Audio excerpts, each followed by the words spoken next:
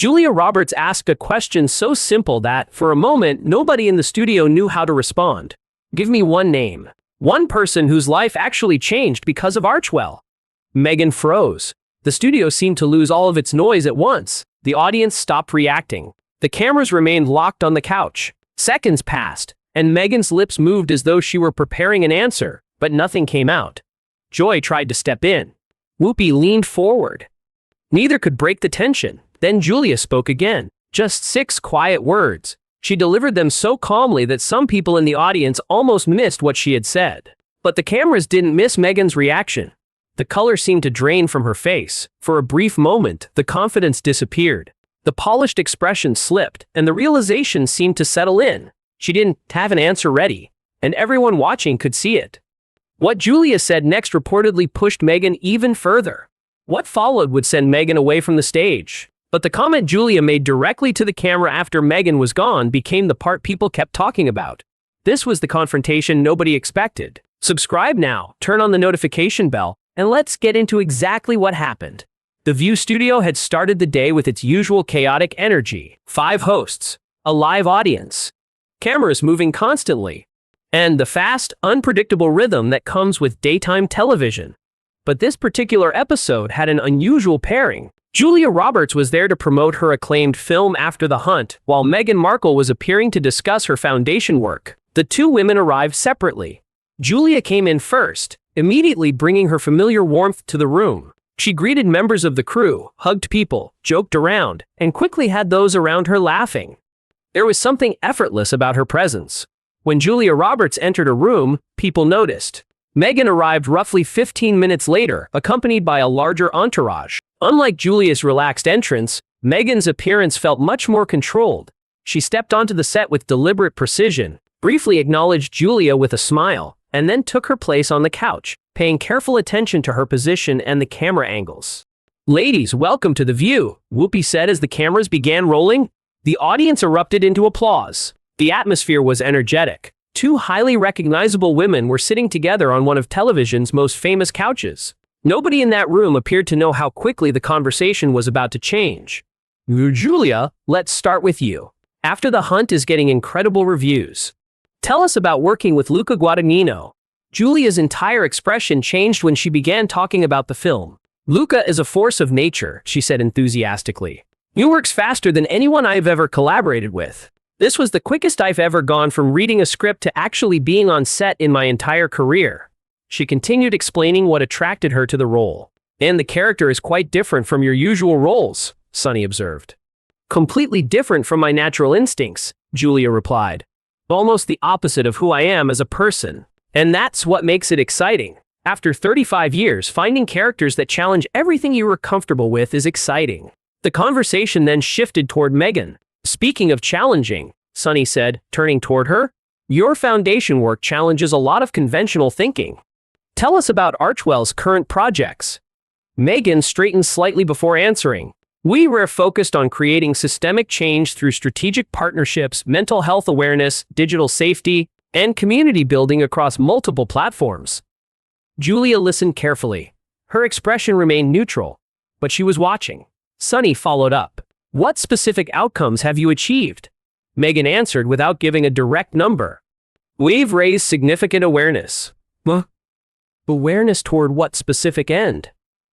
Sunny asked.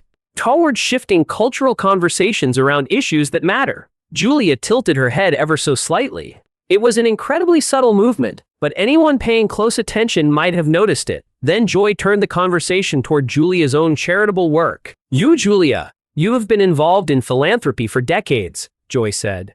"UNICEF, various children's causes. How do you approach that work?" "Quietly, mostly," Julia replied with a smile. She explained that, in her experience, some of the most effective charitable work happens away from cameras. When you make it about publicity, it becomes performance. When you make it about outcomes, it changes. Meghan immediately responded. "But visibility matters. A platform creates opportunity." Julia turned toward her. "Platform creates attention," she said. "Opportunity requires follow-through. Those are different things." Meghan shifted slightly in her seat. "Well, I follow through extensively." Julia didn't appear intimidated by the response. I'm sure you believe you do, she said. Would I have been in this industry long enough to recognize the difference between doing the work and talking about doing the work and talking about doing the work? The mood on the couch changed. Joy looked between them. Ladies, I think, but Meghan's voice had already become noticeably cooler. What exactly are you implying? Oh, I'm not implying anything, Julia replied. I am observing. She continued. I've watched your interviews and the foundation discussions. There's a lot of language about awareness, partnerships, and systemic change. Very little about measurable outcomes. Outcomes take time, Meghan responded. Outcomes happen when you prioritize them. Julia then explained the kind of organizations she had personally encountered through charitable work. You have worked with organizations that feed children, build schools, and provide medical care. They can tell you exactly how many lives they've touched. She paused. Numbers, names, stories. Then came the question that changed the atmosphere completely. What are yours? The studio went silent. The audience had sensed the shift before they even fully understood what was happening. Meghan appeared visibly uncomfortable with the direction of the conversation. My work is different from traditional charity, she said firmly. Julia looked at her. Different how? Meghan didn't immediately respond. Julia continued the thought. You raise money. You spend money. The question is what changes because of it. She paused before adding, that's traditional versus non-traditional. That's basic accountability. Joy tried once again to move the conversation in another direction. Well, I think what Meghan's getting at is, well, I can speak for myself. Meghan interrupted sharply. Julia's eyebrows lifted slightly. Then she simply looked at Meghan and said, then speak. The studio fell silent again. Julia leaned slightly toward her. Tell me one specific person whose life is measurably better because of Archwell.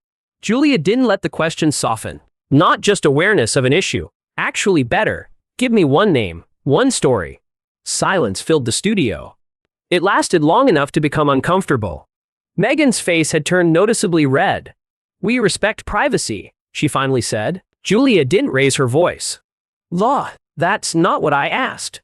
She explained that organizations doing meaningful work can still demonstrate their impact without exposing someone's private information. Though a single mother in Nevada now has stable housing because of our program, Julia offered. A veteran was able to access mental health treatment through our initiative. Something concrete, something real. Meghan tried again. Our impact is real. Then describe it specifically.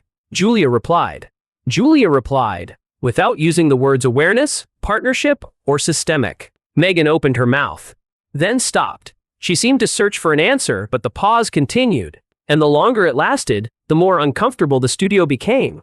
Whoopi finally stepped in. Let's shift direction. Meghan, the lifestyle brand. As ever. That's been doing well, hasn't it? Meghan immediately took the opportunity to move on. We were taking the brand independent and building something sustainable. Julia smiled. It was the same familiar, warm smile people knew from decades of watching her on screen. But there was something sharper underneath it now. Independent by choice or by necessity? Julia asked. Because my understanding is that Netflix declined to continue the partnership. Meghan remained composed. Business relationships evolve. They do. Julia agreed. Sometimes they evolve because one party outgrows the other. Sometimes they evolve because the product does perform. She paused. Which was this? Sarah attempted to redirect the discussion before it escalated further. You, Julia, you've navigated Hollywood partnerships for 35 years. Any advice for? My advice would be to stop positioning necessity as strategy. Julia's tone remained remarkably pleasant. When something ends because it wasn't working, say so. Own it. Constantly reframing failures as strategic pivots insults people's intelligence. Meghan's posture became rigid. Why haven't failed at anything? Julia looked directly at her. Haven't you? The room seemed to tighten again. The Netflix show wasn't renewed. The Spotify deal ended. Staff have departed at remarkable rates. At some point, patterns become evidence. Those were mutual decisions, Meghan replied. Mutual decisions that consistently favor the other party leaving. Julia paused. Not mutual. Meghan's voice rose. That's the environment. You don't know anything about my working environment. No, I know what's been publicly reported, Julia answered. She continued, pointing to the reports surrounding Meghan's organizations. Multiple communications directors, rapid staff turnover, consistent anonymous accounts describing difficult conditions. Either everyone is lying, or something is actually happening. Joy leaned forward. Julia, maybe we should… simply asking questions, Julia said. She made it clear that the questions weren't unusual. These are questions asked about every public figure, and the defensiveness is notable. People who are confident in their work usually welcome scrutiny. Meghan partially stood up, then stopped herself. This is becoming hostile. Julia didn't move. This is becoming honest. She let the words sit for a moment. There's a significant difference. Then Julia explained why she believed public figures had to accept that kind of scrutiny. Who have spent 35 years in an industry that examines everything. I faced questions about my marriages, my choices, my box office failures. I answered them. She looked across the couch. That's what public life requires. I've answered plenty. Meghan insisted. You've deflected plenty. Julia's response came immediately. Answers provide information. Deflections provide cover, she continued. Well, I've watched your interviews. The pattern is consistent. Warmth when the topics are controlled. Walls when they aren't. We don't have one scheduled, the floor director quietly pointed out. Whoopi looked toward the production area. Then schedule one. The unexpected break was called. But stepping away from the cameras did erase the tension. If anything, it made it more obvious. The atmosphere on the couch remained extremely uncomfortable. Joy tried to smooth things over. Julia, maybe we could find some common ground. Julia shook off the suggestion that she was trying to create conflict. Not looking for conflict. I'm not looking for conflict. I'm looking for substance. Then she added, well, every question I've asked is legitimate. The reaction tells you more than the answers would. Meghan remained rigid in her seat. Off camera, her publicist could be seen speaking to her urgently. Then the cameras came back. Why attempted to reset the conversation. We were talking about two remarkable women with different approaches to public life. Different approaches to honesty. Julia gently corrected. Her tone was calm, but her words were becoming increasingly direct. Both made mistakes publicly. I've admitted them. I've learned from them. She paused. That's how growth works. Then Julia turned her attention back toward Meghan. What I am seeing here is someone who has positioned herself as authentic while everything feels completely performed. Not performing, Meghan replied. Julia didn't hesitate. You were entirely performed. The audience fell silent. Every answer is calibrated. Every gesture is managed. Every topic that might reveal something genuine gets blocked. She paused. That's not authenticity. That's brand management masquerading as personality. Meghan's voice became colder. You have had a privileged career. Not everyone has your advantages. For the first time, Julia actually laughed. Privileged? She began explaining where she came from. Well, I grew up poor in Georgia. I've been divorced. I've had public failures. I've been written off and then written back. She shook her head. Nothing was handed to me. Meghan responded. You had Hollywood. Julia answered without hesitation. Well, I had talent and a work ethic. She emphasized that neither of those things was simply handed to her. They were developed. Then she delivered another pointed observation.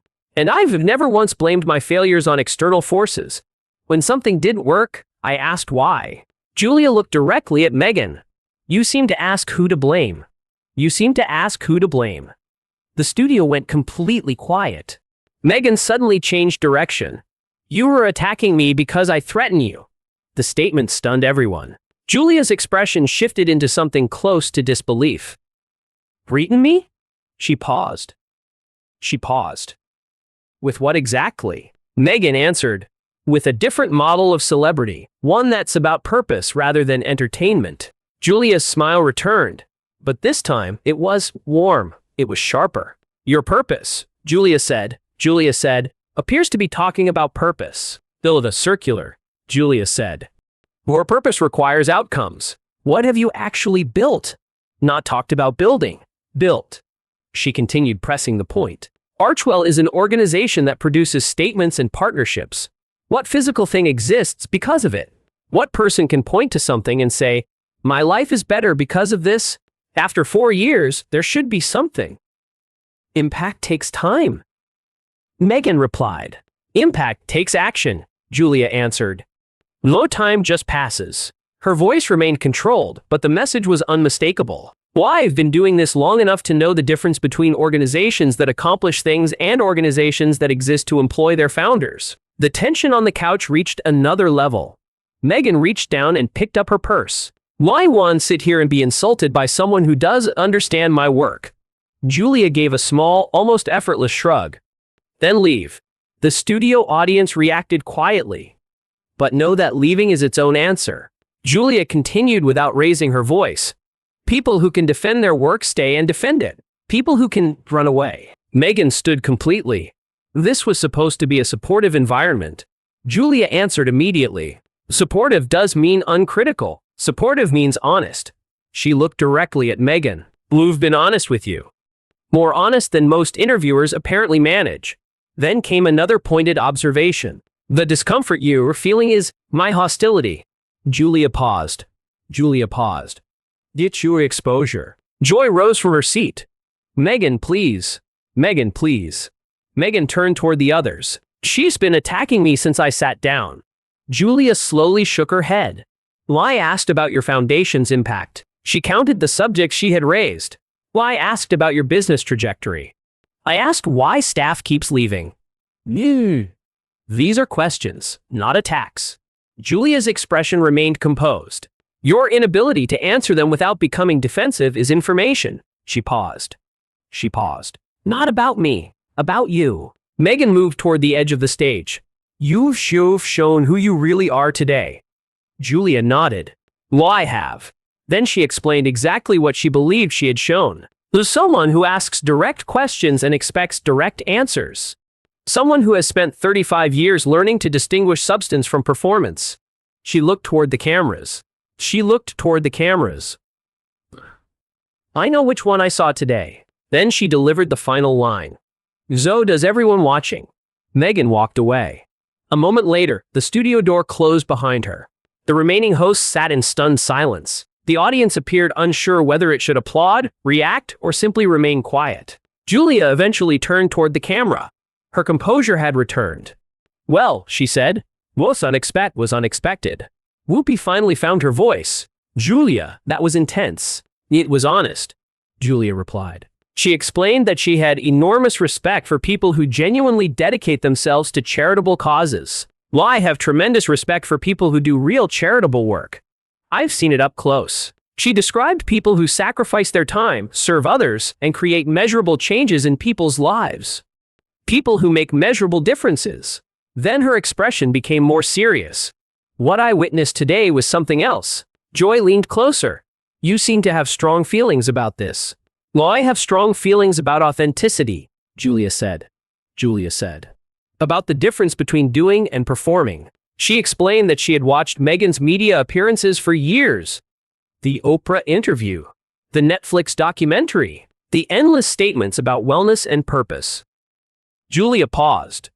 And I kept waiting for the substance, for the evidence, for something beyond words. Another pause. It never came, she continued. No, just more words about words. More awareness about awareness. Then Julia connected that criticism to the wider charitable world. Meanwhile, actual charities struggle for funding while she monetizes the aesthetics of activism without the outcomes. Sunny spoke carefully. Some people would say you were hard on her. Julia didn't back away.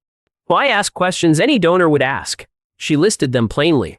What does my money accomplish? What changes because of this organization? Those of this organization. Those are basic accountability questions. Then she delivered her assessment. Your inability to answer them isn't my hardness. She paused. That's her emptiness. Sarah attempted a different approach. You've known each other briefly before today? We met once. Julia explained that the encounter had been short but memorable. She wanted a photo that would associate her brand with my credibility. Julia paused. I declined. Then she added, "Some things shouldn't be for sale." A murmur moved through the audience. The level of directness was unusual for a daytime television appearance, and Julia seemed completely comfortable with it. "The thing is," she continued, "Noah, been in rooms with genuine advocates. People who have dedicated their lives to causes." She described how those people reacted when asked about their work. "They light up. No, they have stories. They have stories. They have numbers. They have evidence of impact." Then she contrasted that with what she believed she had witnessed during the interview. Meghan had talking points and defensiveness. "No, that tells you everything." Whoopi slowly nodded. "You've certainly given us a lot to think about." Julia remained composed. Live asked questions that should have been asked years ago. Then she turned the criticism toward the media itself. The fact that they weren't. She argued that Meghan had received sympathetic treatment from interviewers for too long.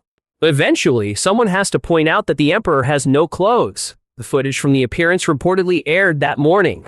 ABC did not edit the confrontation out. Clips from the exchange began circulating, focusing on the clash between Julia's insistence on measurable substance and Meghan's carefully presented public image. Several moments stood out immediately.